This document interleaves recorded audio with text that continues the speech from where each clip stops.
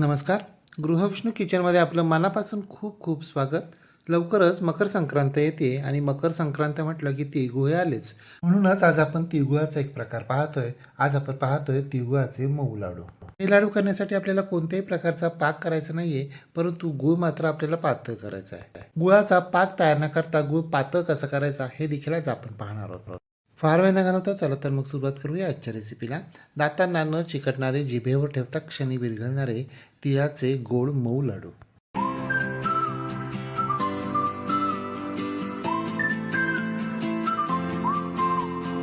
Soft मऊ दातांना अजिबात न चिकटणारे तिळाचे लाडू करण्यासाठी हे पहा, इथे आपल्याला एक वाटी म्हणजे साधारणपणे 150 ग्रॅम इतके गावरान पांढरे तीळ घ्यायचे. पाव वाटी म्हणजे साधारणपणे 30 ग्रॅम इतके आपल्याला शेंगदाणे घ्यायचे. पाव वाटी आपल्याला किसलेलं सुकं खोबरं घ्यायचं आहे. 1.5 वाटी म्हणजे साधारणपणे 100 ग्रॅम आपल्याला बारीक चिरलेला पिवळा गूळ घ्यायचा आहे. मी इथे बारीक चिरलेला गूळ दाबून ताबून घेतलेला नाहीये, म्हणून तो 2 वाट्या दिसतोय. परंतु जर तुम्ही दाबून दाबून बारीक चिरलेला गूळ घेतला तर मग एकच वाटी गूळ वापरा, किंवा सरळ वाटीचं प्रमाण बघण्यापेक्षा 100 ग्रॅम गूळ घ्या. मूळभर मिक्स ड्रायफ्रूटचे काप घ्यायचे. 1 चमचा वेलची, सुंठ, जायफळ पुडे घ्यायची आहे. आपण लाडवांसाठी लागणारं सगळं प्रमाण अगदी परफेक्ट घेतलेलं आहे. आता आपण लाडवांची पुढील तयारी करायला घेऊया.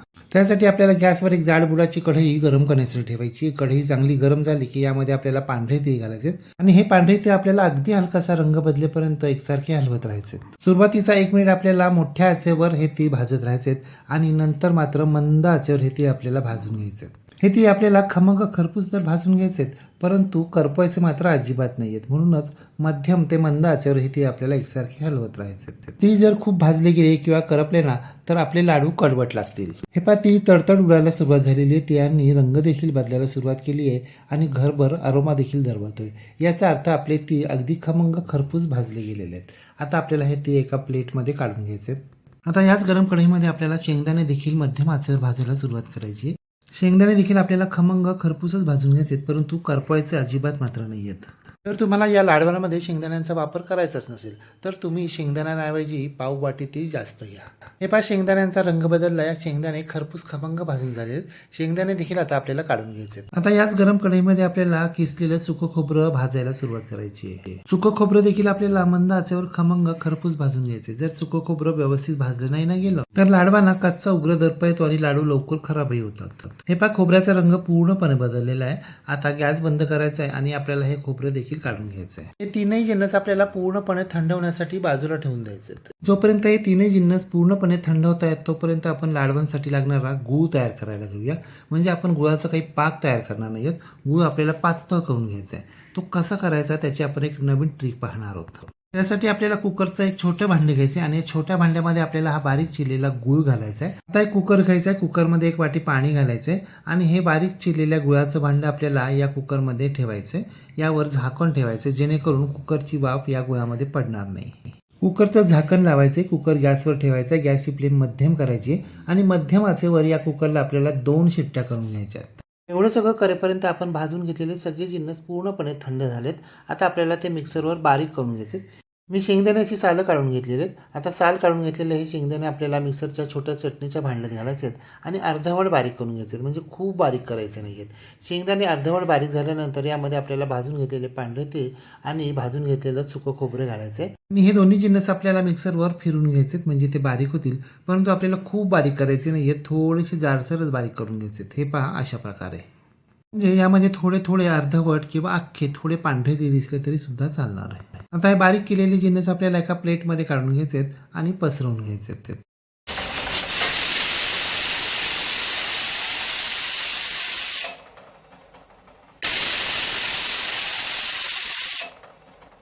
हे पहा, एवढं सगळं करेपर्यंत कुकरच्या 2 शिट्ट्या झालेल्या आहेत. कुकरची पूर्णपणे वाफ देखील गेलेली आहे. आता आपल्याला कुकर उघडायचं आहे. भांड्यावरील झाकण काढायचं आहे. पाहता ना तुम्ही, आपला गुळ कसा पूर्णपणे विरघळला आहे.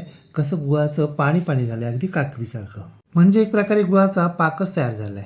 आहे की नाही? गुळ वितळवण्याची सर्वात सोपी पद्धत, कमी कटकटीची आणि कमी वेळेत. तुमचा गुळ पूर्णपणे विरघळला नसेल किंवा अर्धवट विरघळला असेल तर मंद आचेवर आणखीन एखादी शिट्टी करून घ्या. आता हे गुळाचं सिरप आपल्याला कुकरमधून बाहेर काढायचंय आणि हे सिरप आपल्याला आपण तीळ, शेंगदाणे आणि खोबरं यांची जी पावडर तयार केली आहे ना त्या पावडरवर घालायचे.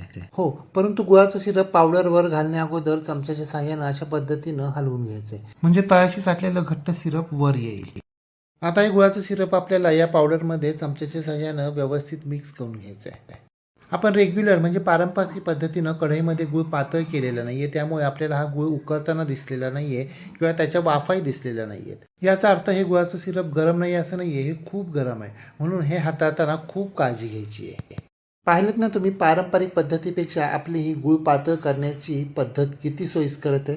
म्हणजे गुळामध्ये पाणी घालायला नको, पाणी घालताना ते कमी होतंय की जास्त होतंय, पाक घट्ट होतोय की पातळ होतोय, हे कसलंच टेन्शन नाही. हे पण आपलं गुळाचं सिरप पूर्णपणे मिक्स झालेलं आहे. आता चमच्याच्या साहाय्यानं ते व्यवस्थित एकसारखं करून घ्यायचं आहे आणि पूर्णपणे थंड करण्यासाठी बाजूला ठेवून द्यायचं. हे मिश्रण पूर्णपणे अगदी व्यवस्थित थंड होण्यासाठी किमान 2 तास तरी लागतात. जर तुम्हाला खूपच घाई असेल तर यावर सुती कापड अंथरायचं आणि हे मिश्रण आपल्याला फ्रीजमध्ये अर्धा तास ठेवून द्यायचं. फ्रीजमध्ये अर्ध्या तासात पूर्णपणे थंड होतं. किंवा मग तुमच्याकडे भरपूर वेळ असेल तर यावर कापड घालून अगदी रात्रभर दिवसभर ठेवलं तरी सुद्धा चालणार आहे. म्हणजे जोपर्यंत तुम्हाला लाडू वळायला वेळ होत नाही तोपर्यंत ठेवा. हे मिश्रण 4 ते 5 तासांमध्ये पूर्णपणे थंड झालंय. आता हे मिश्रण आपल्याला ताटापासून सोडून घ्यायचंय आणि एकसारखं करून घ्यायचंय. पाहताय ना तुम्ही, आपलं मिश्रण ताटापासून कसं पटकन वेगळं होतंय. म्हणजे अजिबात हाताला चिकटत नाहीये आणि ताटाला सुद्धा चिकटलेलं नाहीये, पूर्णपणे कोरडं झालंय. जसं लाडू वळण्यासाठी हवंय ना, अगदी तसं. याचा अर्थ आपलं प्रमाण अगदी बरोबर आहे आणि गुळाचं सिरपही अगदी परफेक्ट तयार झालेलं आहे. आता हे घट्ट झालेलं मिश्रण आपल्याला हाताच्या साह्यानं अशा पद्धतीनं मोकळं करून घ्यायचं आहे आणि यामध्ये आपल्याला मूठभर ड्रायफ्रूटचे काप घालायचे आहेत आणि ते व्यवस्थित मिक्स करून घ्यायचे आहेत. ड्रायफ्रूटचे काप घालायलाच हवे असं काही नाही, तुम्हाला जर नसतील घालायचे तर तुम्ही नाही घातले तरी सुद्धा चालणार आहे. पाहताय ना तुम्ही, आपलं मिश्रण कसं मोकळं फडफडीत दाणेदार झालंय, अजिबात हाताला चिकटत नाहीये. आपलं लाडवांसाठीचं मिश्रण अगदी परफेक्ट तयार झालेलं आहे. आता लगेचच आपण यापासून लाडू वळायला घेऊयात. त्यासाठी आपल्या हाताच्या मुठीत बसेल इतपत मिश्रण आपल्याला घ्यायचं आहे आणि हे मिश्रण आपल्याला दाबत दाबत गोल गोल फिरवत राहायचं आहे. हो, परंतु खूप जोरजोरानं दाबायचं नाहीये, अगदी हलक्या हातानं दाबायचं आहे. कारण तेल, खोबरं, शेंगदाणे हे सगळे तेलकट जिन्नस आहेत. जर तुम्ही खूप जोर देऊन देऊन दाबाल ना तर यांना हाताच्या उष्णतेनं तेल सुटण्याची शक्यता आहे. एकदा का मिश्रण मुठीमध्ये घट्ट गोळा झालं की मग हे पहा, एका हातातून दुसऱ्या हातात हे मिश्रण म्हणजे हा लाडू आपल्याला अशा पद्धतीनं पास करत राहायचं आहे आणि गोल गोल फिरवत त्याला गोल आकार द्यायचा आहे. बोटांच्या साह्यानं अशा पद्धतीनं दाबूनही घ्यायचं आहे, म्हणजे आतून पोकळी राहणार नाही आणि आपला लाडू फुटणार नाही. सुरुवातीला जी प्रक्रिया केली त्याला लाडू वळणं असं म्हणतात आणि आत्ता दाबून घेतोय त्या प्रक्रियेला लाडू बांधून घेणं असं म्हणतात. म्हणजे लाडू वळून सुद्धा घ्यावे लागतात, ते बांधूनही घ्यावे लागतात, तेव्हा कुठे आपले लाडू गोल गरगरीत प्लेन तयार होतात आणि मध्येच फुटत नाहीत. हे पण आपला प्लेन गोल गरगरीत पहिला तिळाचा लाडू तयार झाला आहे. इथून पुढील सगळे लाडू आपल्याला अशा पद्धतीनंच वळून घ्यायचे, बांधून घ्यायचे. आपले सगळे तिळाचे लाडू करून झालेत. आपण आज जे प्रमाण वापरले ना त्या प्रमाणामध्ये 20 ग्रॅमचे 18 लाडू तयार झालेत. तुम्ही थोडेसे छोटे केलेत तर 20-22ही होतील किंवा मोठे केले तर 15-16ही होतील. यातील एक लाडू मी तुम्हाला फोडून दाखवतो. पाहताय ना तुम्ही, आपला लाडू कसा पटकन फुटला गेला, एकदम मऊ झाला आहे. आणि महत्त्वाचं म्हणजे हातांना अजिबात चिकटत नाहीये. याचा अर्थ खाताना दातांना सुद्धा अजिबात चिकटणार नाही. आपण पाहिलेल्या पद्धतीप्रमाणे आणि प्रमाणाप्रमाणे जर तुम्ही हे लाडू तयार केलेत तर तुमचेही लाडू असे तयार होतील. परंतु तुम्ही वापरलेला गूळ किती घट्ट किंवा किती पातळ आहे, त्यामध्ये पाण्याचं प्रमाण किती आहे, त्याप्रमाणे हे मिश्रण थोडंसं घट्ट किंवा थोडंसं पातळ होऊ शकतं. जर तुमचं मिश्रण थोडंसं पातळ झालं तर त्यामध्ये तुम्ही आणखी पाववाटी तीळ भाजून बारीक करून घाला, म्हणजे ते घट्ट होईल. आणि समजा जर थोडंसं घट्ट झालं तर एखाद्या चमचा साजूक तूप किंवा थोडासा एखाद्या चमच्याचा दुधाचा हबका मारा, म्हणजे मिश्रण मिळून येईल. मग तुम्ही सुद्धा येणाऱ्या मकर संक्रांतीला अशा प्रकारे मऊ तिळगुळाचे लाडू करून पहा व कसे झाले ते कमेंट बॉक्समध्ये मला नक्की सांगा. रेसिपी आवडल्यास लाईक, शेअर, कमेंट करायला विसरू नका. आणि हो, तुम्ही जर अजूनही गृहविष्णू किचन चॅनलला सबस्क्राईब केलं नसेल तर प्लीज नक्की सबस्क्राईब करा. शेजारी बेल आयकॉनवर प्रेस करा, ऑल सिलेक्ट करा, म्हणजे माझ्या नवनवीन रेसिपींचे नोटिफिकेशन तुमच्या मोबाईलवर येतील. पुन्हा भेटूया अशाच एका नवीन रेसिपीसह. तोपर्यंत नमस्कार. रेसिपी शेवटपर्यंत पाहिल्याबद्दल धन्यवाद. मकर संक्रांतीच्या तुम्हा सर्वांना हार्दिक शुभेच्छा. तिळगुळ घ्या आणि गोड गोड बोला.